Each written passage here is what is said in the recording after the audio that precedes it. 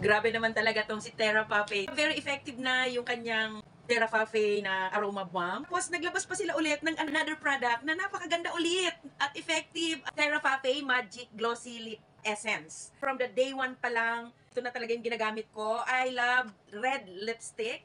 Lagi akong may lipstick kahit nasa bahay lang ako, nasa trabaho, mamamalengke, kahit magbibisikleta, aakyat ng bundok, mag-hiking. I always wear red lipstick, as in red na red.